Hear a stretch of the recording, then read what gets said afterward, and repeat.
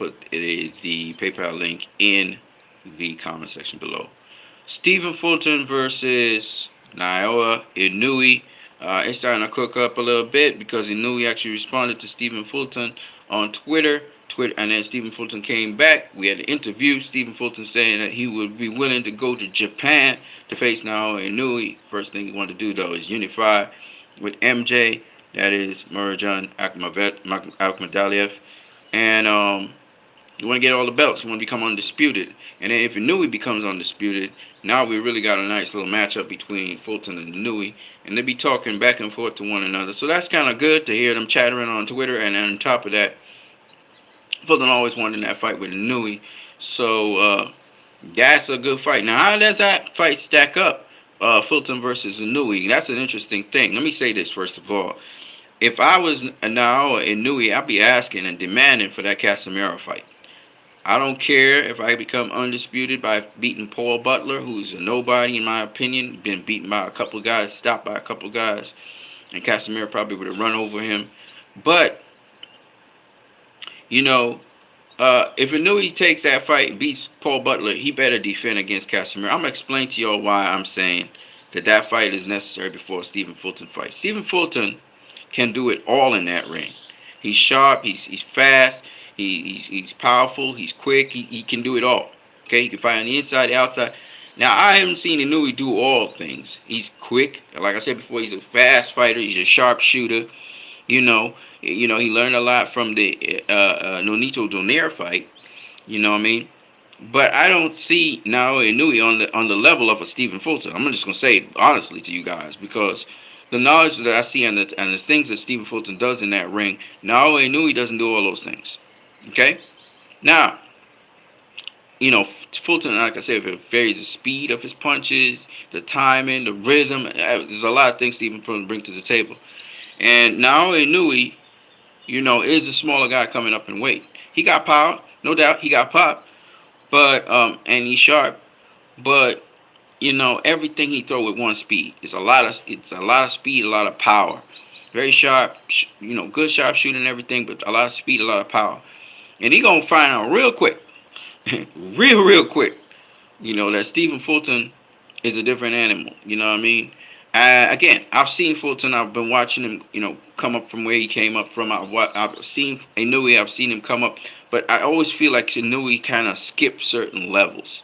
He skipped certain levels. What I mean by that is, when he was at super flyweight, he should have faced one of them guys, Gonzalez, Estrada, Ron Visa, one of them guys. He should have been tested by those guys because those guys at that division. When he was at a light flyweight, he should have been tested by either Nietis or one of those top flyweights. He never really went through those guys. You know what I mean? He fought Navarez, but Navarez was a guy who was an old dude. You know what I mean? So he was able to get him out of there. Donaire, 39-year-old Donaire is an old dude. I mean, Donaire was looking good in his last fight, but it wasn't experienced champions. It was a guy who just became champion twice. He beat these young bucks that was coming up. Kind of like Hopkins beating the young buck, but then he had to face Sergey Kovalev. You know what I mean? So, Donaire, Hall of Famer and all of that, but again, old guy, right? You dusting off old guys, but you're not facing them young guns. And you know what's a weird thing? They praising Inoue for doing that kind of shit. When Canelo went and stepped up and he faced an actual guy that was live, a Cotto, a Mayweather, a Triple G, they gave Canelo so much flack and he only faced old guys. Well, guess what Inoue doing? He crop dusting old guys. You know what I mean? So he need to get he gonna be facing a bigger, stronger, more skilled, much more savvy fighter who could do more things, like I said, more skilled, than Inoue can by facing Fulton. That's a big jump up. Trust me, that's a big step up. Inoue, talking about power and speed. Ninja, with a defensive fighter, your power ain't gonna mean shit. You know what I mean? He get used to your speed and it's over. You know what I mean? Because your timing is the same. You throw everything with the same force and velocity. You got the same kind of timing through and through. You don't got no nuance to you. So he should go ahead and face Casemiro. That's his first test. Let me tell you what Casemiro brings to the table. Casemiro brings Um, he brings a weird timing. He brings a bit of sort of unconventional way of throwing punches and and setting up his punches.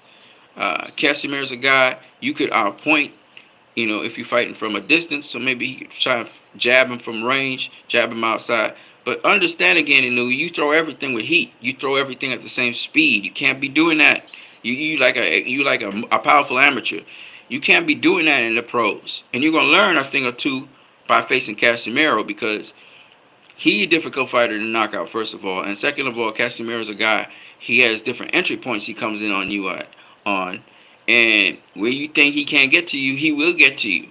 You know what I'm saying? So, and he is a power puncher himself. He knocked out guys himself. So, I don't think Inoue is tested enough. As strange as it sounds, he bypassed certain challenges. And let me tell you something. When you not tested and you get tested, you really get tested. And as you saw, he was cruising along, and then he met Donaire, and he had some difficulty with Donaire, right? Donaire broke his jaw. All kinds of things happened in that fight. Not his jaw, his eye orbital. And that's because he wasn't really being tested until he really fought somebody who could test him. Because you bypassing all the big tests. You bypassed Gonzalez and all these guys who could have really tested you. Elite fighters who had the youth on their side to be able to do what they needed to do with you. You can just roll over them. You know what I mean? And so Inoue's kind of a hype machine, kind of like Berlanga was a hype machine to create buzz. And he's a hot star in Japan, no doubt about it. But still, they matching him up right. You know what I mean?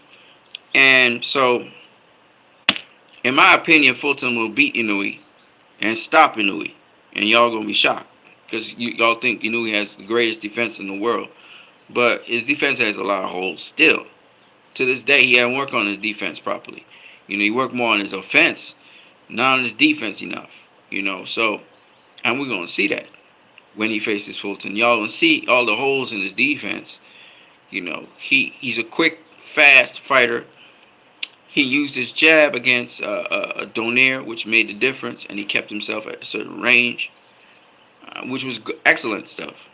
But when it comes to rolling punches, blocking punches, getting out of the way of certain punches, hooks and stuff, he don't really do that properly. Kim Ha, what's up? Brother, that ain't happening. Deep down, you know it. I'm not too sure what you're talking about, brother. But I'm going to tell you this. Don't buy into the hype.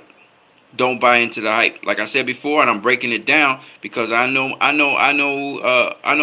boxing good enough to understand what's going on. You don't be throwing everything at one speed. A dude gonna time you. He gonna time your ass. You throw everything at one speed. You're throwing everything with heat and power. You're gonna get timed. You're gonna get timed. You might have your little front runner thing going on. You look good for maybe the first 30 seconds of a round, or maybe for a minute. But then it's regular, And that's the thing with Donaire. Donaire started timing him. That's how he caught him with the left hook. He was timing him. Donaire not fast like Inoue. In the first fight, he was timing him. And he caught him with a left hook. You get caught with a left hook twice. You're supposed to make an adjustment. He didn't make no adjustment that whole entire fight. He kept on getting hit with that left hook the entire fight. Okay? And offensively, he looks spectacular. Offensively, he's got a nice array of tools. Again, he's faster than most of the guys he faced. So it's his speed he work on. His power comes from his speed, too. You know what I mean? And he a hot thing in Asia. So I expect Asian brothers like Kim Ha to, back him up on shit. Because he's from Asia. So I expect you to back your boy. But we got to be realistic at the same time, Kim Ha. And realistically speaking, your boy still got some developmental work to do. That's all I'm saying. He needs to have the nuance to boxing. He ain't got that shit. And I never seen him in fight. I need to see what he can do on the inside. I need to see what he can. Stephen Fulton showed me all of that. It's kind of like Crawford versus Spence. I'm not saying he knew he don't have it within him. But I don't think he has it because he ain't showcase it. You ain't show me nuances in how you throw your jab. You haven't shown me nuances. Everything's at one speed, almost amateur pace, real fast. You blisteringly quick. That's cool. It works for a while. But you're going to have to slow down. You go out and slow down your shit. I'm guaranteeing you Steve Fulton will slow him down. But I want him to face Casemiro first. That's his first test. That's gonna be his first real test. He hasn't been really tested. He faced a 36-year-old Nonito Donaire who wrecked his face. How the fuck you gonna get your eye orbital wrecked by a 36-year-old guy? You know, I know the guy's a Hall of Famer and all that shit, but you struggle with that dude. And he's nowhere near the speed of a Casemiro. Nowhere near the unpredictability of a Casemiro. Alright? Then you're going to step up to a young in his prime. Get the fuck out of here with you. Man, come on, guys. Stephen Fulton. Yeah, are you even thinking? Do you guys even know what Stephen Fulton can do in that ring? He showcased it. Right? He got dog in him. He got everything. He got dog in him. He got defense. He don't get hit like Inoue. He don't get hit like Inoue. Okay? This boy, Boots Ennis. Boots Ennis' father. He trained from Boots Ennis' father. Man, y'all look, he not known as a puncher because he been facing guys his size and bigger. But when he faces Inoue, he gonna put that boy to sleep. Unless Inoue goes through the developmental course he needs to go through. You know, he been getting everything too quick. That's why he got an eye orbital breakup by a slow ass Nonito Donaire. Nonito Donaire compared to Stephen Fulton, compared to Casemiro, is slow as fuck. He's called the Filipino Flash, but he's slow. He was big, he was strong, he could take a punch, and he walked Inoue down. In the first fight, it looked like a big man against a little boy. Right? Inoue need to bulk up a bit. He need to get stronger. Don't get it twisted. Y'all need to understand weight classes, and with a guy who know what he's doing, weight classes matter. Okay? He has not faced anybody on the level of a Stephen Fulton. Nobody. He's fought guys of reputation like Donaire, but Donaire is not Stephen Fulton in terms of skill, ability, IQ. He's nowhere. I'm just letting y'all know he's not on the level of a Stephen Fulton, right? You know, Donaire got knocked out by Nicholas the Axe Walters. This is a guy who could fight in one plane, but he can't turn. He can't turn. You know, Stephen Fulton fought Brandon Figueroa. Brandon Figueroa could lead with either hand. Motherfucker be shifting all the time, throwing jabs with his right hand, his left hand coming in on you, and he's an infighter. He mostly like to fight and mix it up on the inside. He like to take his length and range, kind of like Paul Williams, Antonio Margarito, those kinds of guys. But except he's ambidextrous. He can go one way or the other. You know, those guys couldn't do that. It was just kind of run of the mill. Omar Figueroa's another guy like that, throw 100 million punches, but he shifts. So he can be jabbing you this way, and he's just shifting to here and just be jabbing you with the next hand, just to close the distance and put his weight down on you and start beating you up on the inside. All right, you know, we ain't faced nobody like that. What the fuck? What the fuck he gonna do against Stephen Fulton? Stephen Fulton dealt with much heavier punches than this motherfucker. Much. This dude coming up in weight. And I know punching power don't really necessarily mean if you can punch, you can punch. But what I'm saying is, you bringing you bringing speed to the table. That's what you bringing, speed. That's where your power comes from, is your speed. Okay, that's what you bringing to the table, speed. You a fast, sharp fighter. When I mean sharp, I mean you accurate. You know, once you target something, you're gonna hit it. You know, he's very accurate. You know, so I don't see him as no monster with everybody calling and all this hype. Man just beat another. It's the same dude you beat. He now 3 years older, and you get all this hype, and you all high up in the pound for pound. Get the fuck out of here with that shit. You're not going to sell me that shit. Y'all always overpower. You guys over popularize a fighter. You started selling more than he really is, and he's a damn good fighter. And Naoya Inoue, he's a damn good fighter. But then when you start to go overboard and you're trying to make this dude what he ain't, the truth will come out. And then y'all get exposed. You know, y'all was doing the same shit with Canelo. And I said, Bevo's going to beat his ass. I was 100% right. I'm always right most of the time with these calls because I'm watching the fighters. I know what I'm seeing. You know what I mean? So, I mean, I'm sure he trains his ass off and everything, but I'm saying, man, there's a reason Fulton won that fight. Fulton feels he can make a name off of Inoue, and the more they pump up a fighter, see, this is the shit that they used to do with Mayweather as well. They used to pump up all these fighters to beat Mayweather. You know what I mean? I'm gonna go back to Mayweather for a minute.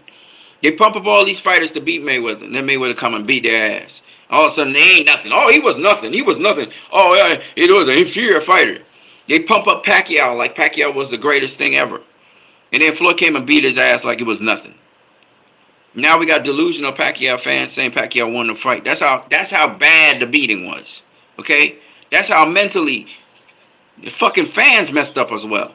He messed up the fans. He messed up Pacquiao. Pacquiao's still looking for a rematch. You know what I mean? And Floyd and Pacquiao are friends now. I'm just saying, don't fucking hype up a fighter. You fucking hype him up, hype him up, hype him up. And I can already see holes in this game. I'm looking at this guy like food. I'm like, look, Inoue, they hyping him up. Look, this dude ain't got defense like that. He don't got defense like that. His defense is mostly his offense. But y'all get caught up in his offense, how he's blitzing guys. But when you look at the guys he's really blitzing, and you compare the competition in that place, he ain't facing the best guys. Okay? He's facing old guys. The best guys are old guys. Navarez was 39. Get the fuck out of here with that shit. 38, 39 years old when he blitzed him. He was an old guy. He WBO champion. Nobody was looking to face him. Cause he an old dude with a WBO belt. Get the fuck out of here. Then you look at Donaire. No, Donaire. He beat champions, right? He beat the WBA champion and he beat the WBC champion. So you give Donaire his props. Because everybody thought Donaire was a dead dog. They said his career was over. Y'all forget this shit? And he came back and surprised everybody. But you know what y'all wasn't paying attention to? Casemiro. Be just knocking out fools left, right, and center. And they champions too. So he doing exactly what Donaire's doing, except he's younger. He got a more unpredictable style because he's more like Pacquiao. He jump in and he jump out. He got quick feet. And what does Naoya Inoue do? He ducks him. Why the fight was canceled? Nobody ever talked about this. The fight was canceled. It wasn't because of COVID. Get the fuck out of here. Because Casemiro ended up facing Rigondeaux in COVID. So and he was trying to face somebody. He faced people in COVID. Easy fights. Because he went across the top. He had 2 easy fights. Right? So let's not bullshit ourselves here. And you're overhyping a guy. And I see through the bullshit. I don't want to hear that. I don't care what fan you are. Don't bullshit me. Don't bullshit. Don't sell me bullshit. This dude's still developing. And clearly, that's the case because he got his eye orbital wrecked by Nonito Donaire, who's a legend, overachieved in the final stages of his career. But let's be for real. Y'all was saying he was a done dude not but 3 or 4 fights ago. So don't be bullshitting me. Casemiro is still in his prime. And this motherfucker don't want to face him. And we know this. We know this. So face Casemiro before you go up. Don't go up. You get blitzed. And then everybody else is saying, oh, you wasn't the shit. You wasn't nothing. You wasn't this. You wasn't that. Because you're going to get blitzed. Because you're going to get smoked if you go up and you skip that phase. Get past Casemiro. The guy who you cancel a fight with. Motherfuckers don't like when I tell the truth on your motherfucking ass. Y'all don't like that. Y'all run away from me and you run away from my channel. But my channel hit it exactly how it is. I'm going to tell it exactly how it is. Motherfuckers be ducking and dodging what they think is a fight that'll make them look bad. Because they trying to build a brand. Oh, you the monster. You the monster. You just demolishing people. But he know he can't just demolish Casemiro. Get the fuck out of here. He knows that. That's why Casemiro laughing in his face. He be like, you not a monster. You a turtle. You know why he call him a turtle? Because he knows The dude depend on his speed. He's a speed dude. That's what he do. Casimiro got speed too. He got power. Casimiro got power too. Okay? Them MP promotion fighters, watch them. Watch the guys. You got the dude that beat Gary Russell Jr. MP promotion fighter. Pitbull Cruz that gave Tank, a run for his money. MP promotion fighter. John Real Casimiro, MP promotions fighter. Manny Pacquiao promotions, they be having great fighters on their cards. They promote great fighters. So I know Casimiro ain't no fucking joke. The first guy to beat Amat Ron Ren, right, was John Real Casimiro. And Ron V-Side didn't beat Amat Ron Ren. Amat Ron Ren beat Ron V-Side. So get the fuck out of here. They gave Ron V-Side that fight. The first guy to beat Amat Ron Ren. And this is in his debut. I believe Casimiro was in his debut championship fight. He lost the first fight to Amat Ron Ren because Amat Ron Ren can box. That's what the motherfucker do. And then in the second fight, he beat him. Okay? So y'all have to understand, Amat Ron Ren was on a tear too. Was beating everybody. But y'all don't remember this shit. Y'all want to say, oh, Amat Ron Ren beat him. Well, Amat Ron Ren was an avoided fighter, and he was very difficult to beat. Right? Amat Ron Ren's the same guy that beat all these different champions, including that Chinese kid who was supposedly this great, going to be the next big thing, and then Amat Ron Ren wrecked his career. Okay, so let's not be retarded up in here. You know what I mean? So, y'all know I know my boxing. If y'all don't realize that by now, you can't just step to me any old how. You know what I mean? I was interviewing Lonnie B, and I have respect for Lonnie B. I have respect for certain people. And I have respect for a lot of people out here. But don't step to me with this bullshit. Don't step to me with bullshit trying to hype up a fighter when I know what's really the deal with a fighter. Come on now. And I ain't trying to be negative or anything, because Naoya knew he's a hell of a fighter. I really like him. You know what I mean? But he got to clean up that defense. You got to clean up that defense. That defense need to work. He need to work more on his defense. Okay? You know what I mean? And he's good, sharp, fast. That's what you want. That's what you want with young fighters. Sharp, fast, accurate. No doubt about it. But he's still developing as a fighter. There's still more layers to him. And if you skip a motherfucking step, if you try to cheat boxing, that's how we know Floyd's the real deal. Because he didn't try to cheat boxing. Okay? He developed the way he was supposed to develop. He went through the stages and steps that he was supposed to go through. You skip a fucking step, like Canelo tried to do, and you would be found out in boxing. It ain't easy to be undefeated in boxing. And I hear folks come up with all kinds of bullshit about why Floyd was undefeated in boxing. He bought the judges and all kinds of shit. Fuck out of here with that bullshit. Because if he really had cheated, he would be found out. He would not make it to the end of his career without taking a loss. I'm telling you.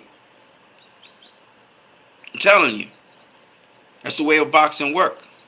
Alright? Do you remember they used to sort of fix things so Oscar would win fights? Oscar beat Pernell Whitaker? No, he didn't beat Pernell Whitaker. He didn't beat Pernell Whitaker. Alright? He didn't beat Pernell Whitaker. So what happened? The scales balanced back. And what happened with Tito Trinidad? We all know he beat Tito Trinidad. He outboxed his ass. He outboxed him. He outpointed him. Right? He didn't get the decision. Right? Remember Shane Mosley, the second fight? He beat Shane Mosley. Didn't get the decision. Because guess what? In boxing, it might look like you cheated. It may look like you beat the system one place in terms of cheating. But you will be bitten in the ass. Trust me, you will be bitten in the ass later on. You got to do this boxing thing right. As much as Floyd used to talk mad shit and seemed like he was disrespectful to fighters to get the mental edge on them, once that fight was over, he gave the fighters all the respect in the world and love and admiration. Okay? That's the thing that a lot of people hate Floyd for, because he trash fighters. To this day, I hear people saying, Arturo Gatti was a C level fighter. Arturo Gatti was never a C level fighter, y'all. Yes, the boy used to like to bang, but you gonna watch. He's an undefeated super featherweight champion, y'all. So stop with the bullshit. And he fought world champions. He fought about 5 world champions when he was super featherweight world champion. Okay? Then this motherfucker jumps up to super lightweight and start beating ass. We talking undefeated fighters like Leonard Dorin, right? And Hall of Famers like Jesse James Lair. Dude laying out a super lightweight. And Gatti always had power. His left hook, he used to drop people. As Abjudah said, Gatti used to drop people in sparring. Okay? So all I'm saying is this, right? I'm saying that you can't look at a guy like Arturo Gatti and tell me he a bum or he a C-level club level fighter. He wasn't a C-level club level fighter. Yeah, he was a guy who loved to bang and he get distracted sometimes in fights and shit. And that's why Floyd Savage beat him up. It was speed. Floyd was faster than him. Okay? Just like what Naoya Inoue did to Nonito Donaire, Floyd was doing to Arturo Gatti. Okay? He was just beating him out of there because, too slow for him, right? But, don't get it twisted. If Gatti had stuck to the game plan, which was stay low, use your jab, shoot from low to high, I think he'd have given Floyd a lot of problems. He just lost focus at the end of the first round, or it was the second round, I can't remember which one, when Floyd dropped him because he wanted to, and then he got up to complain, or he got hit in the head, and he was saying that Floyd held and hit him. When Floyd let go of him and hit him with the right hook, right? And he, because he complained, you know what I'm saying, he didn't focus on the boxing. Floyd hit him a two-piece and put him down. And he never came back into the fight. Mentally, he was out of focus. He only want to fight Floyd. He only want to fight him. And you can't, in boxing, if you the slower dude and everything, you got to use your brain. Shoot low to high and stay behind your stick. Your time will come if you wear your opponent down to beat down on him. Really put the beating on him. But until then, you gotta be responsible. You gotta stay disciplined. That was the problem with Gatti. He was doing well in the first round and stuff. He was doing well. And then he got distracted. You know what I mean? But he wasn't a C-level fighter. Gatti was a B-level fighter. A B-level fighter. Definitely a B-level. His super featherweight career was tremendous. You know what I mean? And on top of that, he had the X Factor where he had the will to win. So, he was willing to go through hell. Now, he'd been in some fights with Mickey Ward. Everybody know Mickey Ward was a tough fighter. And he made the fight much more difficult for him the first time around. He was dominating the fight, and then he just decided to stick his head into the pocket constantly, and he just got tied up by Mickey Ward. Once Mickey Ward realized what was up, he started putting heat on him, man. He made it an infight, and that's where Gatti lost that first fight. But the second and third, he got smarter. It was still tough fights for him because Ward is always a tough fight for anybody, except for Emmanuel Burton. But I'm just saying, he's smarting up for them better. Yeah, so Stephen Fulton versus Akhmadaliev. Akhmadaliev is a southpaw, aggressive southpaw, strong, and I thought Manuel Roman beat Magdaliev. I thought he beat him, but they gave Magdaliev the decision. It was a close fight. So Magdaliev, he will be taking on Stephen Fulton. Again, big, strong, power puncher. That's what he do. And I think Stephen Fulton's going to win that fight too. I think he's going to win that fight. I don't think they should put Inoue in there with Stephen Fulton right now. That's my thoughts on the matter. I think he should try to face a tough challenge at bantamweight first before he steps up to super bantamweight to say he's going to be messing with Fulton. Fulton's not he's a well-rounded veteran fighter already. 2-time world champion, will be undisputed. Let go Inoue go get undisputed, be undisputed. Let him face Casemiro. And once he gets past that, if he can get past Casemiro, which I think he could if he keep the fight long, and he can manage to keep the fight long, Casemiro is going to get to him. He's going to hurt him. The question is going to be, what's Inoue going to do after that and how he's going to respond. But once he keeps the fight long against Casemiro, as Guillermo Morega now has shown, you got to get your punches in. I don't know if Inoue has a longer reach than Casemiro. I suspect he does. So it's to keep the fight long. Now Casemiro's kind of like a Pacquiao. He jump in and out. He's very, he's an assassin. He watching what you're doing, and he gonna set up a counter for you. That's the thing that Casemiro do. So Inoue's gonna have to be alert to that. And Casemiro move fast. He's very explosive. But in between those moments, while he's trying to set a trap for you and he's circling you and stuff, you might have your moments to keep the fight where you want it to be and pop your jab. And this is why I think Inoue should be able to get past Casemiro. But it's going to be tough because Casemiro's a dude, like I said before, he going to get to you. Just like how Pacquiao will get to you. What you got to do is limit the amount of times he gets to you. You got to tame him, control him, and then if you can't knock him out, don't worry about that. Just keep it sharp, keep it and dominate. Meaning, make sure that the rounds go to you. You win your rounds, and that's all that really matters. At the end of the day, it don't matter how you look and everything. But Casemiro's gonna get to him. We know this. Casemiro got heavy hands. Casemiro does knock out people. So we gotta work on his defense. You gotta work on your defense. Casemiro not the best defensive fighter either. So this is really an interesting matchup. If you get past Casemiro, then step up and you face Stephen Fulton. So I'm trying to say, because now you've been with a difficult style, you've been challenged. Because this dude hadn't been really challenged. The only challenge he's ever had in his career has been Nonito Donaire. Okay? Veteran experience and all that, yeah, but still, Nonito Donaire. Casemiro would provide another challenge in that it would be a quick fighter like himself. A quick fighter, sharp fighter, and a fighter who is a killer. He knock out people. That's what he do. He stop people. So I would love to see how that pans out. And once that's panned out, now you can go up and face Stephen Fulton. So I say it's maybe late next year, somewhere there, they could have the Fulton versus Inoue fight. You know what I mean? If Fulton's still at 122 super bantamweight. Get that fight underway, get it done. That's a super fight. And may the best man win. You know what I mean? Alright, peoples. That's what I got for you guys. I am what you need. I'm gonna go on to the next thing with you guys. And we're gonna keep it popping.